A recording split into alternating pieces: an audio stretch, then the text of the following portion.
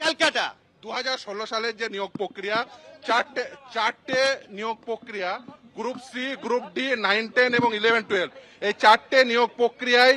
মহামান্য বিচারপতি দেবাংশু বচার এবং মহামান্য বিচারপতি সাব্বার রশিদের বেঞ্চ সেটাকে ক্যান্সেল করেছে, নাল অ্যান্ড ভয়েড ডিক্লেয়ার করেছে এবং বলেছে যারা যারা স্যালারি পেয়েছে ইললিগাল অ্যাপয়েন্টমেন্টের ফলে তাদের প্রত্যেককে 4 সপ্তাহের মধ্যে সেই স্যালারি ফেরত দিতে হবে এবং 6 সপ্তাহের মধ্যে ডিএমদের নির্দেশ দিয়েছে সেই স্যালারি রিকভার করার জন্য এবং কনসার্ন ডিআইদের নির্দেশ দিয়েছে যে স্যালারি রিকভার হয়েছে কিনা সেটা দেখার জন্য। এবং এই মহামান্য বিচারপতি এই নির্দেশও দিয়েছেন এই যে ওএমআর শিট, যেটা এতদিন ধরে ওরা আর্গুমেন্ট করছিল যে 65B সার্টিফিকেটটা ভ্যালিড কি ভ্যালিড নয়, আজকে মহামান্য বিচারপতিদ্বয় এই নির্দেশ দিয়েছেন হ্যাঁ 65B যে সার্টিফিকেট দেওয়া হয়েছে সেটা এভিডেন্স অ্যাক্টে অ্যাডমিসেবল। তাই ওএমআর শিট ম্যানিপুলেশনের ফলে যারা চাকরি পেয়েছেন, প্যানেল এক্সপায়ার হওয়ার পরে যারা চাকরি পেয়েছেন, র্যাঙ্ক জাম্প করে যারা চাকরি পেয়েছেন,